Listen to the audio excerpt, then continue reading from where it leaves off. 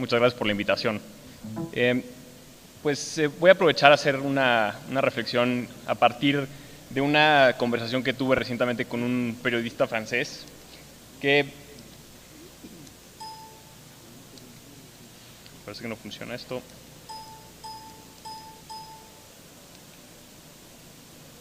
Bien, que me preguntaba qué considero que es muy mexicano sobre el uso del Internet, o qué podemos decir que es muy auténtico de este país sobre el uso del Internet.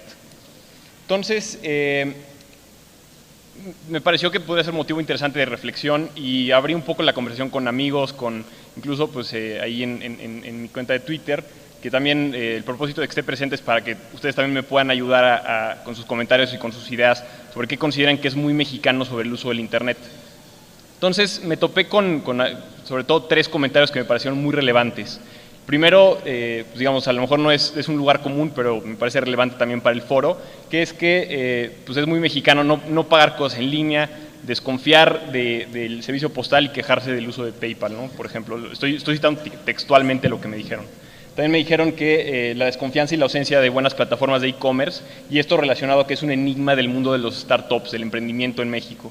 Y finalmente un comentario que me pareció muy inteligente, que es que usar Internet, que es una herramienta global de manera local, es también una cosa muy mexicana del uso del Internet. Bien, entonces vamos por partes analizando las diferentes respuestas. En el primer caso, creo que hay muchas, no sé, se han comentado en este foro pues ya diferentes cuestiones relacionadas sobre, pues no sé, características de los usuarios, sabemos muchas cosas sobre, pues, no sé, cómo transaccionan, qué les interesa, de dónde obtienen a lo mejor información para tomar decisiones de compra. Esto es relativamente sencillo obtener teniendo pues, una herramienta bastante sencilla como Google Analytics, en fin, con los estudios también que genera la MIPSI se pueden tener este tipo de datos, y es relativamente sencillo pues a lo mejor adecuarse o moldearse o enfocarse a las cosas que parecen ser más relevantes para nuestros usuarios. Entonces, pues no sé, parecería que no tendría que ser muy complicado, que no tendría que ser, pues no sé, no tendría que estar muy alejado de nuestras posibilidades, poder ofrecer o darle cosas que le puedan interesar a nuestros usuarios, a nuestros compradores. Entonces, digamos, algunas cosas que, digamos, a lo mejor comunes que podemos encontrar o como pretextos para por qué no transaccionar o por qué no comprar en línea, incluye pues a lo mejor que el consumidor no entiende o no ve el valor de hacer estas transacciones, a lo mejor pues un tema de seguridad, que pues ahorita se comentó con la presentación de Visa, las instituciones bancarias, a lo mejor sus sistemas no están lo suficientemente sofisticados para a lo mejor ofrecer interfaces no sé, de comunicación o de oferta de sus inventarios, en fin, hay un montón de razones por las cuales pensamos o consideramos que nuestros usuarios no transaccionan en línea. Entonces, perdón. Bien, y de manera relevante también me parece que son estas mismas razones, estos mismos pretextos, los que son grandes oportunidades para nosotros de seguir desarrollando nuestros negocios en línea, ¿no? Y estas pues, básicamente se resumen a, pues, digamos, el consumidor, la seguridad de las transacciones, en fin, o sea, todas estas características que hemos puesto como pretextos. Entonces, siguiendo un poco con las preguntas, entrarle al tema de el emprendimiento o de los startups, o sea, ¿por qué a lo mejor detrás de esta ausencia no sé, de oferta o de sofisticación, de evolución del mercado en México, pues no hay tampoco proyectos a lo mejor o suficientes proyectos que estén a la altura del interés o de la satisfacción del consumidor? Entonces, aquí es donde me gustaría hablarles un poco sobre nuestra experiencia con diferentes proyectos en donde hemos explorado la relación con, pues digamos, con jóvenes principalmente que están tratando de desarrollar proyectos de e-commerce o de negocios en línea pues en diferentes ámbitos, en diferentes entornos. Tenemos, digamos, principalmente 4 proyectos con los que tratamos de impulsar este entorno, este ecosistema de desarrollo de proyectos que consisten, digamos, algunos de ustedes conocerán la Aldea Digital, la gira Telmex Hub, el Telmex Hub que tenemos en el Centro Histórico y el Centro de Tecnología e Innovación. Cada una de estas pues, digamos, iniciativas tiene características particulares, pero digamos, en general incluyen el uso y el incentivo para el uso de nuevas tecnologías, también el encuentro entre personas que tienen pues, digamos, intereses comunes por el desarrollo de proyectos digamos, utilizando tecnología, y yo diría que también pues, mucho contacto, mucha relación directa con líderes globales o incluso líderes nacionales que están desarrollando proyectos. Entonces, concretamente hemos tenido iniciativas, empezando por el Telmex Hub y la aldea digital, en donde pues buscamos o ofrecemos este punto de encuentro para que estos jóvenes, estos emprendedores puedan pues encontrarse, puedan conocerse y puedan a lo mejor intercambiar ideas o intercambiar pues no sé, modelos o incluso componentes de software, de código para poder desarrollar sus proyectos. Hemos también facilitado el intercambio de estos conocimientos a través de, pues digamos, como interfaces en línea en donde alguien puede pedir un conocimiento o algo que necesita saber para terminar su proyecto a cambio de explicarles algo que esa persona conozca o que, digamos, un intercambio de expertise, una especie de mercado de conocimiento. También hemos, digamos, en estos espacios, como les comentaba, también siempre ofrecemos tecnologías de punta, acceso a una conexión de internet de 10 gigabits, lo cual es, digamos, suficiente para hacer absolutamente todo lo que se te ocurra hacer en línea, ¿no? En el caso de la gira Telmex Hub, hemos explorado un poco más los modelos de creación de estas empresas o de estos modelos y hemos,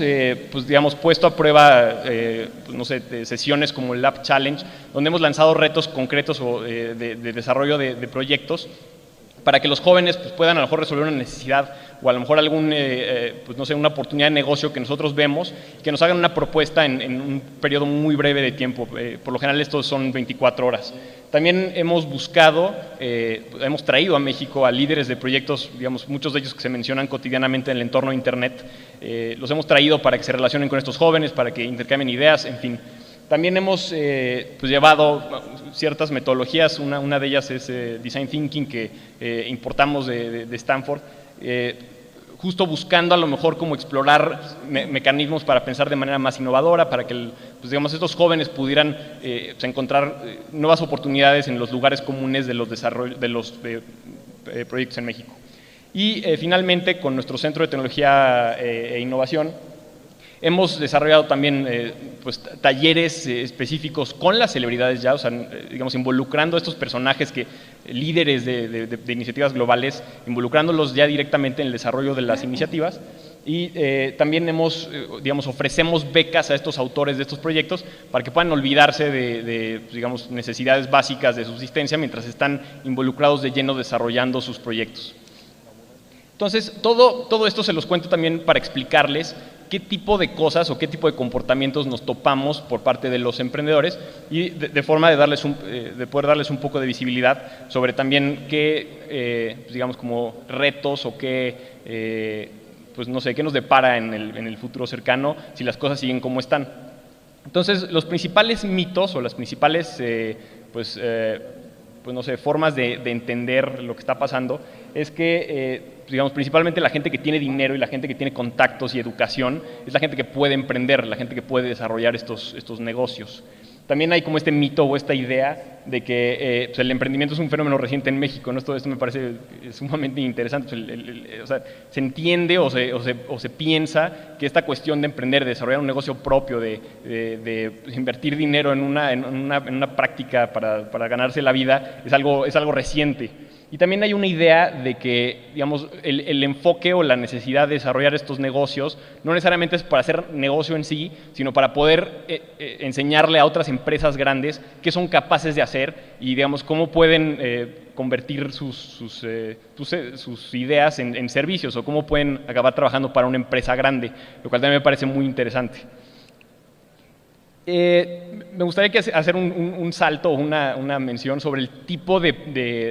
digamos, como de perfiles o de gente que se podrán tipificar pues, digamos, jóvenes, principalmente que están desarrollando este tipo de proyectos. Entonces yo diría que primero hay un gran grupo de gente a la que yo le llamaría como la gente que tiene un gran talento y grandes habilidades técnicas, pero que no necesariamente tiene habilidades de emprendimiento o de desarrollo de negocios, que yo los englobaría también de manera muy general en dos tipos, yo les digo los fierropreneurs, que son aquellos que están súper enfocados en el producto en sí, mas no necesariamente en la usabilidad del producto, en qué tan bien diseñado está, a lo mejor como en estrategias de mercadotecnia para hacerlo visible, en fin, o sea, están como súper clavados en la funcionalidad misma del producto o servicio que están ofreciendo. Los suckerpreneurs, estos los llamo aquellos que, digamos, son gente muy inteligente, que tienen muchas capacidades, pero que piensan que sencillamente su talento, su inteligencia es suficiente para tener, digamos, desarrollos exitosos o proyectos exitosos en línea y poder hacer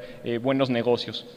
Por otro lado, está el mundo de aquellos personajes que tienen un gran talento de emprendimiento, un gran conocimiento, un gran instinto por el desarrollo de negocios. Sin embargo, no cuentan con las habilidades técnicas. Y aquí englobaría principalmente a dos tipos de perfiles, que son aquellos, digamos, a los que yo llamo los multipreneurs, que son aquellos que se dejan ver en un montón de iniciativas y están presentes en pues, un montón de proyectos de emprendimiento y siempre están como dejándose ver, y son personajes que les gusta mucho ser, digamos, mediáticamente pues, atendidos. Y por otro lado están los gurupreneurs, que son estos personajes también que, digamos, están involucrados en absolutamente asesorar a cualquier cantidad de iniciativas que se vayan encontrando. Entonces también de esta manera hay como pues no sé, una relación interesante entre que no necesariamente saben mucho de temas técnicos, pero tienen una gran habilidad para dejarse ver y para comunicarlo. Entonces aquí me parece que es relevante que aquellos proyectos que hemos visto que tienen mayores posibilidades de ser exitosos son aquellos que tienen un poco de ambos componentes, ¿no? Y digo, tampoco es nada, digamos, de otro mundo llegar a esta conclusión, pero es muy evidente que la suma de estos dos mundos mejoran o aumentan la posibilidad de que estos proyectos de emprendimiento, estos proyectos de negocios en línea tengan mayor éxito. Y creo que también responde pues, a digamos, una lección, a lo mejor como de libro de negocios, que es que, digamos, cuando la gente busca asociarse, pues, necesita buscar a alguien que sea complementario a su talento, no necesariamente alguien, digamos, que sea idéntica a ellos o que pueda aportar el mismo valor que ellos aportan. Bien, siguiendo con esta reflexión y que, digamos,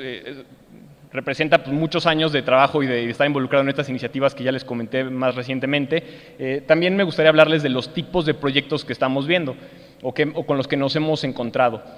Primero yo diría que hay una gran tendencia o un gran, pues no sé, un gran interés por esa cuestión de fast followers, que es un primer grupo al que yo llamaría como aquellos importadores de proyectos, que esto es, ven un proyecto que les parece interesante en algún otro lugar del mundo, a lo mejor en Estados Unidos, a lo mejor en, no sé, algún país asiático, entonces dicen, perfecto, hay que traer un modelo idéntico a México y echarlo a andar lo más pronto posible para ganar la mayor cantidad de mercado y poder empezar a hacer negocios. Y lamentablemente muchas veces se simplifica o no se hace un ejercicio pues, más serio sobre cómo es viable o cómo es más factible tener una versión tropicalizada de estos modelos, y acabamos teniendo pues, startups que a lo mejor nacen ya con modelos no necesariamente que tienden a ser exitosos. Otro grupo de proyectos con los que nos topamos mucho son aquellos que, bueno, nosotros le llamamos como proyectos de génesis, que buscan, digamos, como de la nada generar algo. En este sentido, yo diría que son personajes que piensan que un proyecto puede estar justificado solamente por una buena idea, una ocurrencia, y tampoco hacen o tienen mucho esfuerzo por salir allá afuera y ver qué está pasando, buscar en Google qué otras iniciativas hay relacionadas o son similares a las que están tratando de impulsar. De manera que pues, no conocen a sus competidores, no saben qué otros proyectos han hecho bien, han hecho mal, dónde han fracasado. Entonces tienen una visión pues, bastante acotada y bastante limitada sobre cómo desarrollar o seguir desarrollando sus proyectos, y por lo tanto pues, sus modelos no maduran sencillamente o tardan mucho tiempo en madurar. Otro grupo de proyectos, yo diría, o les llamo los proyectos de los optimistas, que son proyectos básicamente que buscan llegar pues en poner un modelo a lo mejor muchas veces muy complejo, muy rebuscado, y que dependen de educar al mercado o de que el mercado adopte una nueva tecnología o empiece a utilizar una tecnología de una manera distinta para que funcionen. También son modelos que dependen muchas veces de que la tecnología se vuelva sumamente popular o de que su plataforma se vuelva sumamente popular, y es a través del volumen que se pueden generar modelos razonables o redituables de negocio. Digamos que este es pues, también algo con lo que nos encontramos mucho. Bueno, y finalmente otros dos tipos de proyectos que son los que yo llamo proyectos asistidos y proyectos directos. Los asistidos son aquellos que en realidad no tienen un modelo de negocio más que una empresa grande o una institución de gobierno les dé una cantidad, un apoyo mensual para mantenerlos activos, para mantenerlos operando, de manera que, digamos, de fondo yo no considero que tienen un modelo de negocio viable. Y finalmente los directos, que son todas aquellas plataformas que de manera muy directa están buscando hacer negocio y cuyo objetivo es simplemente hacer negocio, que esto también me parece interesante tenernos un momento a reflexionarlo. Curiosamente, muchos de estos emprendimientos o muchos de estos proyectos tienen visiones a veces pues, muy idealistas o que están más relacionados con la parte más social de los negocios o buscan encontrar un equilibrio entre la parte social y la parte enfocada a generar ingreso. Muchas veces vemos también como estos personajes descuidan o no entienden exactamente cómo evolucionar sus modelos para que las dos partes estén bien equilibradas y sean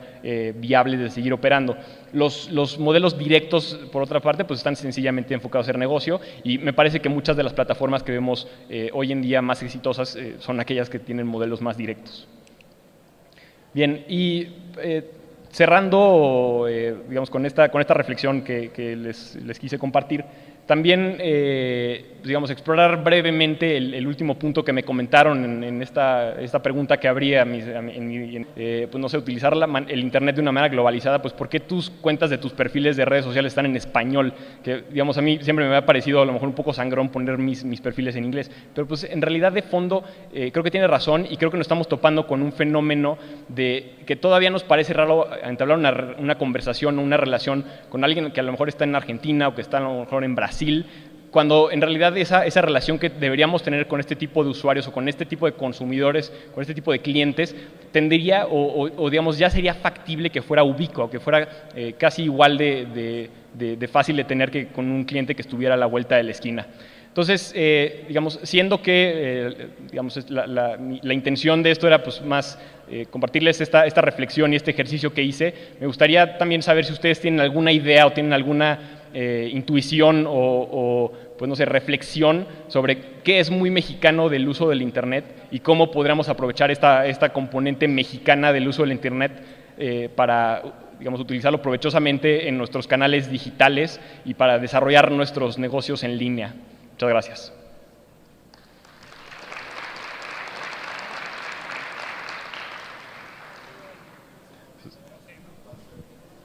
¿Alguien tiene alguna idea?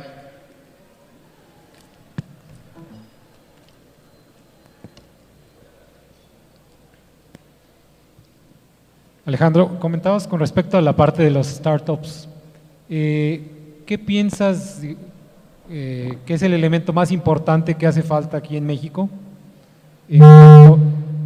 cuanto a el ecosistema? Digamos, por un extremo Silicon Valley, donde están todos los elementos, las universidades, los venture capital funds, la gente, las empresas, versus, digamos, México, donde pues no hay necesariamente, las universidades no te preparan o no están muy orientadas hacia la parte de entrepreneurship, no hay fondos dedicados a capital semilla, ni siquiera para venture, y el mismo entrepreneur dice, bueno, pues ¿para qué me arriesgo a poner una startup si por un lado tengo un trabajo bastante estable, una empresa bien pagada? Entonces, como que, ¿cuál es en tu opinión el elemento que haría más diferencia si tuviéramos todo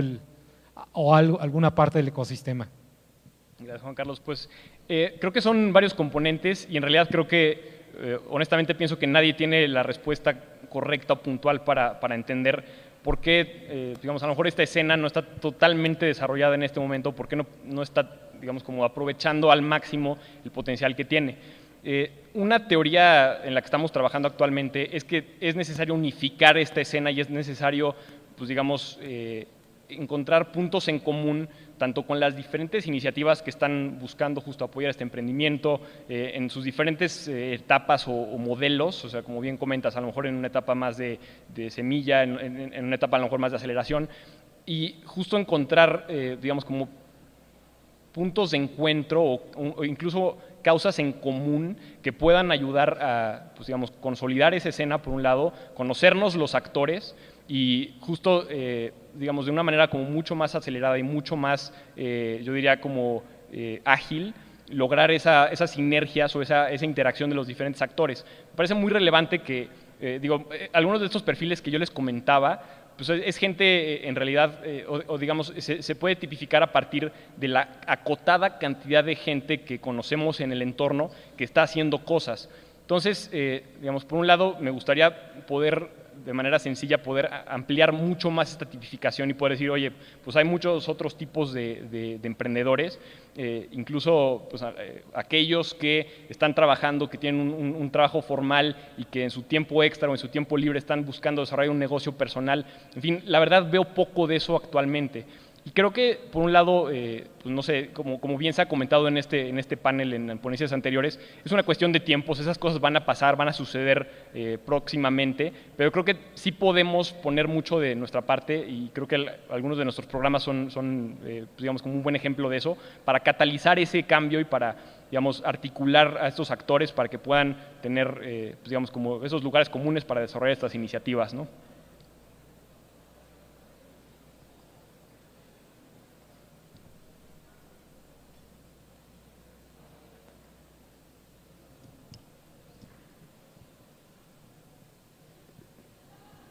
Hola, buenos días.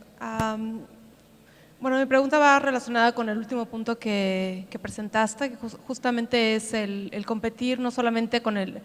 en e-commerce a nivel de México, sino en el extranjero. Y me gustaría saber cuáles son las mejores prácticas que recomiendas. Pues mira, más que mejores prácticas, a lo mejor podría hablar de modelos que pienso que pueden ser, pues no sé,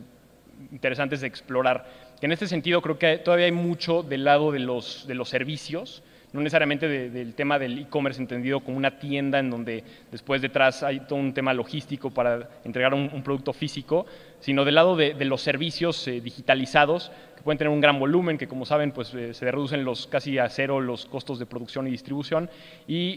digamos que están encontrando pues, digamos como mucho territorio fértil en este momento pues en economías relacionadas con compartir bienes o desbloquear bienes que de otra manera estarían bloqueados, como es el caso de Airbnb o como es el caso de algunos pues, comercios electrónicos que simplemente son el facilitador o el conducto para digamos, desbloquear un bien que antes no era accesible para un consumidor y ponérselo a su disposición para que pueda utilizarlo, ¿no? Entonces, más que mejores prácticas, pues te diría como que creo que hay una gran oportunidad, ¿no?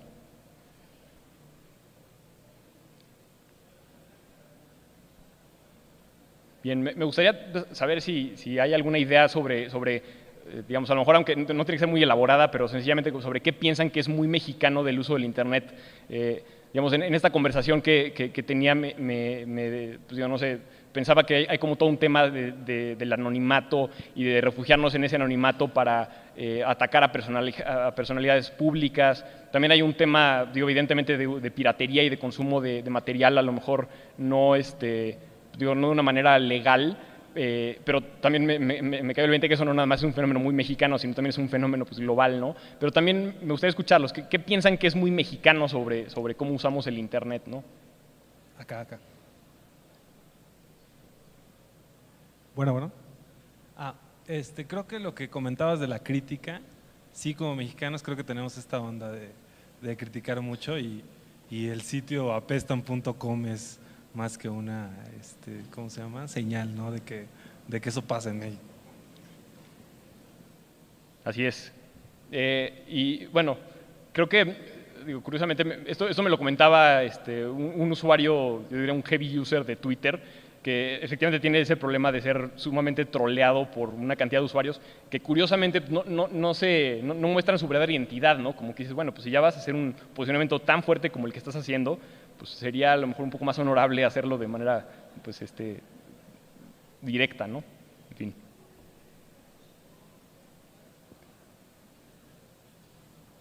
Bien, pues parece que no hay muchas más ideas de que es muy mexicano sobre el uso de Internet, pero les agradezco mucho.